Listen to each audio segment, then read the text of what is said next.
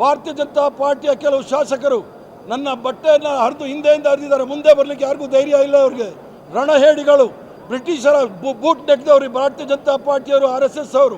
Governor ಅವರು ಇವತ್ತು ಸಾಂಪ್ರದಾಯಿಕವಾಗಿ ಬಂದು ಏನು ಸರ್ಕಾರ ಕ್ಯಾಬಿನೆಟಲ್ಲಿ ತೀರ್ಮಾನ ಮಾಡಿ ಭಾಷಣವನ್ನು ರೆಡಿ ಮಾಡಿ ಕೊಟ್ಟಿದ್ದರು, ಅದನ್ನು ಸಂದೇಶವನ್ನು ತಯಾರು ಮಾಡಿ ಕೊಟ್ಟಿದ್ದರು, ಅದನ್ನು ಸಂಪೂರ್ಣವಾಗಿ ತಿರಸ್ಕರಿಸಿ ಅವ್ರದ್ದೇ ಆದ ಭಾಷಣವನ್ನು ಓದಿದ್ದಾರೆ. ಅಂದರೆ ನಾಗ್ಪುರ್ ಯೂನಿವರ್ಸಿಟಿಯಿಂದ ಬಂದಿರತಕ್ಕಂಥ 2 ಅಕ್ಷರವನ್ನು ಓದಿ ಇಡೀ ಕರ್ನಾಟಕ ರಾಜ್ಯದ ಜನತೆಗೆ ಅಪಮಾನ ಮಾಡಿದ್ದಾರೆ. ಈಗಾಗಲೇ ಸುಪ್ರೀಂ ಕೋರ್ಟು ತಮಿಳುನಾಡು ಗವರ್ನರ್ ವಿಚಾರದಲ್ಲಿ ಮತ್ತು ಇನ್ನೂ ಹಲವಾರು ಗವರ್ನರ್ಗಳ ವಿಚಾರದಲ್ಲಿ ಬಹಳ ಸ್ಪಷ್ಟವಾಗಿ ಹೇಳಿದ್ದಾರೆ. ಗವರ್ನರ್ ಅವರು ಎಕ್ಸ್ಟ್ರಾ ಕಾನ್ಸ್ಟಿಟ್ಯೂಷನಲ್ ಅಥಾರಿಟಿ ಏನೂ ಅಲ್ಲ. ಸರ್ವ ಜನಾಂಗದ ಶಾಂತಿಯ ತೋಟ ಅನಿಸ್ಕೊಂಡಿರ್ತಕ್ಕಂಥ ರಾಜ್ಯಕ್ಕೆ ಗವರ್ನರ್ ಅವ್ರಿಗೆ ಭಾರತೀಯ ಜನತಾ ಪಾರ್ಟಿಯವರು, RSS ರವರು ಕರ್ನಾಟಕ ರಾಜ್ಯಕ್ಕೆ ಮಸಿ ಬಳ್ಳಲಿಕ್ಕೆ ಪ್ರಯತ್ನ ಮಾಡ್ತಾ ಇದ್ದಾರೆ. ಇದಕ್ಕೆ ತಕ್ಕ ಉತ್ತರವನ್ನು ನಾವು ಸಹ ಕೊಡ್ತೀವಿ ಅನ್ನೋದನ್ನ ಇವ್ರು ತಿಳ್ಕೊಳ್ಬೇಕು. ಸಂವಿಧಾನದ ವಿರುದ್ಧ ಹೋಗಿರ್ತಕ್ಕಂಥ ರಾಜ್ಯಪಾಲರಿಗೆ ಒಂದೇ ಒಂದು ನಿಮಿಷವೂ ಸಹ ರಾಜಭವನದಲ್ಲಿ ಇರಲಿಕ್ಕೆ ಯೋಗ್ಯತೆ ಇಲ್ಲ, ಅವ್ರಿಗೆ ಹಕ್ಕು ಸಹ ಇಲ್ಲ.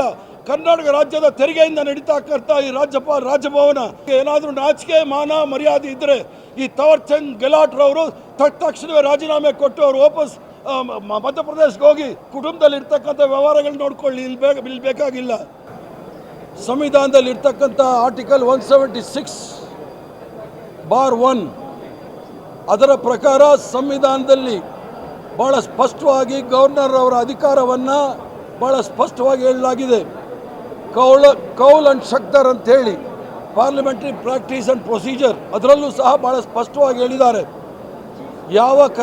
ಯಾವ ಸರ್ಕಾರದ ಕ್ಯಾಬಿನೆಟ್ ತೀರ್ಮಾನ ಮಾಡಿ ಒಂದು ಸಂದೇಶವನ್ನು ಗವರ್ನರ್ ಮೂಲಕ ರಾಜ್ಯಕ್ಕೆ ಹೇಳಲಿಕ್ಕೆ ಅವರು ಮನವಿ ಮಾಡ್ತಾರೆ, ಅದನ್ನು ಅಕ್ಷರಶಃ ಅಲ್ಲಿ ಸದನದಲ್ಲಿ ಓದ್ತಕ್ಕಂಥ ಕೆಲಸ ಗವರ್ನರ್ ಮಾಡಬೇಕಾಗಿತ್ತು.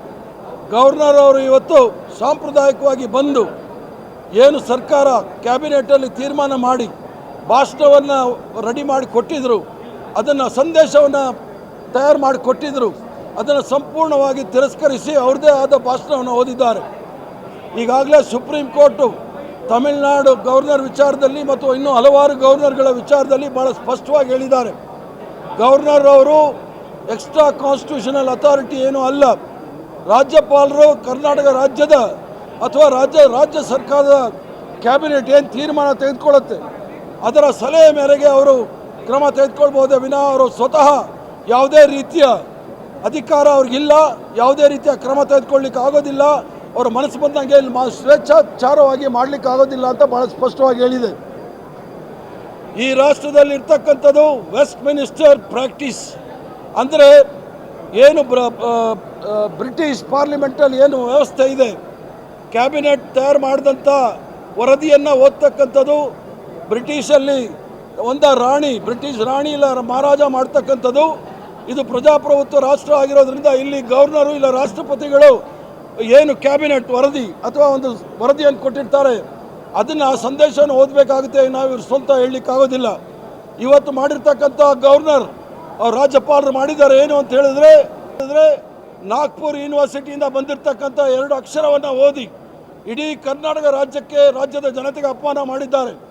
ಅದರಲ್ಲಿ ನಾವು ಪ್ರತಿಭಟನೆ ಮಾಡೋ ಸಂದರ್ಭದಲ್ಲಿ ಭಾರತೀಯ ಜನತಾ ಪಾರ್ಟಿಯ ಕೆಲವು ಶಾಸಕರು ನನ್ನ ಬಟ್ಟೆಯನ್ನು ಹರಿದು ಹಿಂದೆಯಿಂದ ಹರಿದಿದ್ದಾರೆ. ಮುಂದೆ ಬರಲಿಕ್ಕೆ ಯಾರಿಗೂ ಧೈರ್ಯ ಇಲ್ಲ. ಅವ್ರಿಗೆ ರಣಹೇಡಿಗಳು, ಬ್ರಿಟಿಷರ ಬೂಟ್ ನೆಕ್ದವರು ಭಾರತೀಯ ಜನತಾ ಪಾರ್ಟಿಯವರು, RSS ಅವರು.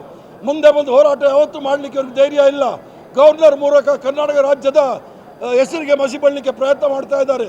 ಒಂದು ಪ್ರಗತಿಶೀಲ ರಾಜ್ಯ ಅನಿಸ್ಕೊಂಡಿರ್ತಕ್ಕಂಥದ್ದು, ಅತಿ ಹೆಚ್ಚಿನ GST ಕೊಡ್ತಕ್ಕಂಥ ರಾಜ್ಯ ಅನಿಸ್ಕೊಂಡಿರ್ತಕ್ಕಂಥದ್ದು, ಸಿಲಿಕಾನ್ ವ್ಯಾಲಿ ಅಂತ ಅನಿಸ್ಕೊಂಡಿರ್ತಕ್ಕಂಥದ್ದು, ಧರ್ಮ ನಿರಪೇಕ್ಷಿತ ರಾಜ್ಯ ಅಂತ ಅನಿಸ್ಕೊಂಡಿರೋದು, ಸರ್ವ ಜನಾಂಗದ ಶಾಂತಿಯ ತೋಟ ಅನಿಸ್ಕೊಂಡಿರ್ತಕ್ಕಂಥ ರಾಜ್ಯಕ್ಕೆ ಗವರ್ನರ್ ಅವ್ರಿಗೆ ಭಾರತೀಯ ಜನತಾ ಪಾರ್ಟಿಯವರು, RSS ರವರು ಕರ್ನಾಟಕ ರಾಜ್ಯಕ್ಕೆ ಮಸಿ ಬಳ್ಳಲಿಕ್ಕೆ ಪ್ರಯತ್ನ ಮಾಡ್ತಾ ಇದ್ದಾರೆ. ಇದಕ್ಕೆ ತಕ್ಕ ಉತ್ತರವನ್ನು ನಾವು ಸಹ ಕೊಡ್ತೀವಿ ಅನ್ನೋದನ್ನ ಇವ್ರು ತಿಳ್ಕೊಳ್ಬೇಕು. ಏನಾದರೂ ಭಾರತೀಯ ಜನತಾ ಪಾರ್ಟಿ ಅವ್ರಿಗೆ ಧೈರ್ಯ ಇದ್ದರೆ ನನ್ನ ಎದುರಿಗೆ ಬಂದು ಹೋರಾಟ ಮಾಡಲಿ, ನನ್ನ ಎದುರಿಗೆ ಬಂದು ಚರ್ಚೆ ಮಾಡಲಿ ಸದನದಲ್ಲಿ, ಅದಕ್ಕೆ ಉತ್ತರ ಕೊಡ್ತೀನಿ. ಇವ್ರಿಗೆ ಫ್ಯಾಷನ್ ಆಗಿಬಿಟ್ಟಿದೆ. ಇವ್ರ ವಿರುದ್ಧ ಪ್ರೊಟೆಸ್ಟ್ ಮಾಡಿದ್ರೆ ಇಲ್ಲದೆ ಇರೋದೆಲ್ಲ ಪದಪುಂಜಗಳನ್ನ ಉಪಯೋಗಿಸಿ ಮಾತಾಡ್ತಾರೆ. ಇವ್ರು ಯಾರು ಅಂತ ಹೇಳಿ ಗೊತ್ತು. ಭಾರತೀಯ ಜನತಾ ಪಾರ್ಟಿಯವರು ನನ್ನ ಬಗ್ಗೆ ಏನು ಮಾತಾಡೋದು ಬೇಕಾಗಿಲ್ಲ. ಇನ್ನೂ ಸಹ ಈ ಥರ ಮುಂದೆ ಹೊಡೆದ್ರೆ ಇನ್ನು ಯಾವ್ಯಾವ ರೀತಿ ಪ್ರತಿಭಟನೆ ಎದುರಿಸಬೇಕಾಗೋದು ಇವ್ರು ನೋಡಬೇಕು. ನಾವೇನು ನಾಗ್ಪುರ್ ಯೂನಿವರ್ಸಿಟಿಯಿಂದ ತಯಾರಾಗಿರ್ತಕ್ಕಂಥವ್ರಲ್ಲ, ಬೆಂಗಳೂರು ಯೂನಿವರ್ಸಿಟಿನಲ್ಲಿ ತಯಾರಾಗಿರ್ತಕ್ಕಂಥವ್ರು. ಇವ್ರಿಗೆಲ್ಲ ಸರಿಯಾದ ಉತ್ತರವನ್ನು ಕೊಡ್ಲಿಕ್ಕೆ ನಮ್ಗೆ ಧೈರ್ಯ ಇದೆ, ಶಕ್ತಿ ಇದೆ, ಆ ಒಂದು ನೈತಿಕತೆಯೂ ಇದೆ ಅನ್ನೋದನ್ನು ಇವ್ರಿಗೆ ಸ್ಪಷ್ಟವಾಗಿ ಹೇಳಲಿಕ್ಕೆ ಇಚ್ಛೆ ಬೀಳ್ತೇನೆ. ಈಗ ಭಾರತೀಯ ಜನತಾ ಪಾರ್ಟಿನೇ ಅದು ಗುಂಡ, ಭ್ರಷ್ಟಾಚಾರ, ವ್ಯಭಿಚಾರ ಪಾರ್ಟಿಗಳು. ಇವರು ನಮ್ಮ ಮೇಲೆ ಗುಂಡಾಗಿರಿ ಅನ್ನೋದೇನು ಹೇಳಬೇಕಾದಿಲ್ಲ.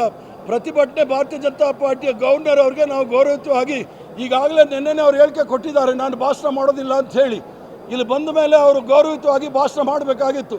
ಭಾಷಣ ಮಾಡದೆ ಹೊರಗಡೆ ಹೋಗುವಾಗ ನಾವು ನಮ್ಮ ಹಕ್ಕು, ಅದನ್ನು ಪ್ರತಿಭಟನೆ ಮಾಡಿದ್ದೀವಿ. ಎಲ್ಲಾದರೂ ಟಿ ವಿನಲ್ಲಿ ಯಾರಾದರೂ ಗುಂಡಾಗಿರಿ ಮಾಡಿದ್ದಾರೆ ಅಂತ ತೋರಿಸಿ, ಗುಂಡಾಗಿರಿ ಮಾಡಿರ್ತಕ್ಕಂಥದ್ದು ಭಾರತೀಯ ಜನತಾ ಪಾರ್ಟಿಯವರು. ನನ್ನ ಬಟ್ಟೆಯನ್ನು ಹರಿದಾಕಿರ್ತಕ್ಕಂಥದ್ದು ಹಿಂದೆಯಿಂದ ಬಂದು ಹರಿದಿದ್ದಾರೆ, ಮುಂದೆಯಿಂದ ಅಲ್ಲಿಗೆ ಧೈರ್ಯ ಇಲ್ಲ ಇವ್ರಿಗೆ. ರಣ ಹೇಡಿಗಳು ಇವರು ಭಾರತೀಯ ಜನತಾ ಪಾರ್ಟಿಯವರು. ಯಾರು ಅಂತ ನಾನು ಹಿಂದೆಯಿಂದ ನೋಡೋಕ್ಕಾಗೋದಿಲ್ಲ. ಇದು ಭಾರತೀಯ ಜನತಾ ಪಾರ್ಟಿಯ ಕಿಡಿಗೇಡಿಗಳು ಮಾಡಿರ್ತಕ್ಕಂಥ ಕೆಲಸ ಸದನದೊಳಗಡೆ. ರಾಜ್ಯಪಾಲರ ಈ ನಡೆ ಸಂವಿಧಾನದ ವಿರುದ್ಧ ಇರ್ತಕ್ಕಂಥ ನಡೆ. ಸಾಂವಿಧಾನಿಕ ಪದವಿನಲ್ಲಿ ಇರ್ತಕ್ಕಂಥವರು ಯಾವುದೇ ಸಂದರ್ಭದಲ್ಲಿ ಯಾವುದೇ ವಿಚಾರದಲ್ಲಿ ಸಂವಿಧಾನದ ವಿರುದ್ಧ ಹೋಗ್ಲಿಕ್ಕೆ ಸಾಧ್ಯ ಇಲ್ಲ. ಸಂವಿಧಾನದ ವಿರುದ್ಧ ಹೋಗಿರ್ತಕ್ಕಂಥ ರಾಜ್ಯಪಾಲರಿಗೆ ಒಂದೇ ಒಂದು ನಿಮಿಷವೂ ಸಹ ರಾಜಭವನದಲ್ಲಿ ಇರಲಿಕ್ಕೆ ಯೋಗ್ಯತೆ ಇಲ್ಲ, ಅವ್ರಿಗೆ ಹಕ್ಕು ಸಹ ಇಲ್ಲ. ಕರ್ನಾಟಕ ರಾಜ್ಯದ ತೆರಿಗೆಯಿಂದ ನಡೀತಕ್ಕಂಥ ಈ ರಾಜಭವನ ಇವ್ರು ಯಾವುದೇ ಸಂದರ್ಭದಲ್ಲಿ ಇದೇ ಗಳಿಗೆ ಏನಾದರೂ ನಾಚಿಕೆ ಮಾನ ಮರ್ಯಾದೆ ಇದ್ದರೆ ಈ ತವರ್ಚಂದ್ ಗೆಲಾಟ್ರವರು ತಕ್ಷಣವೇ ರಾಜೀನಾಮೆ ಕೊಟ್ಟು ಅವರು ವಾಪಸ್ ಮಧ್ಯಪ್ರದೇಶಕ್ಕೆ ಹೋಗಿ ಅವರಲ್ಲಿರ್ತಕ್ಕಂಥ ಅವರ ಕುಟುಂಬದಲ್ಲಿರ್ತಕ್ಕಂಥ ವ್ಯವಹಾರಗಳು ನೋಡ್ಕೊಳ್ಳಿ. ಇಲ್ಲಿ ಬೇಕಾಗಿಲ್ಲ. ಮುಂದಿನ ಹೆಜ್ಜೆ ಮುಖ್ಯಮಂತ್ರಿಗಳು ಮತ್ತು ಪಕ್ಷ ಏನು ತೀರ್ಮಾನ ತೆಗೆದುಕೊಳ್ಳುತ್ತೆ ಆ ವಿಚಾರದಲ್ಲಿ ನಮ್ಮ ಹೋರಾಟವನ್ನು ನಾವು ರೂಪುರೇಷೆಗಳನ್ನು ಮಾಡ್ತೇವೆ. ಯಾಕಂದರೆ ಯಾವುದೇ ಸಂದರ್ಭದಲ್ಲಿ ಕರ್ನಾಟಕ ರಾಜ್ಯ ಇಡೀ ರಾಷ್ಟ್ರಕ್ಕೆ ಒಂದು ಮಾದರಿ ರಾಷ್ಟ್ರವಾಗಿದ್ದು. ಗುಜರಾತ್ ಮಾಡಲ್ ಅಲ್ಲ, ಫ್ರಾಡ್ ಮಾಡಲ್ ಅದು. ಕರ್ನಾಟಕ ರಾಜ್ಯ ಇಡೀ ರಾಷ್ಟ್ರಕ್ಕೆ ಮಾದರಿಯಾದಂಥ ರಾಜ್ಯಕ್ಕೆ ಮಸಿ ಬಳ್ಳಲಿಕ್ಕೆ ಭಾರತೀಯ ಜನತಾ ಪಾರ್ಟಿಯವರು, RSS ಅವರು, BJP ಅವರು ಪ್ರಯತ್ನ ಮಾಡ್ತಾರೆ. ಅದನ್ನು ನಾವು ಖಂಡಿಸ್ತೇವೆ.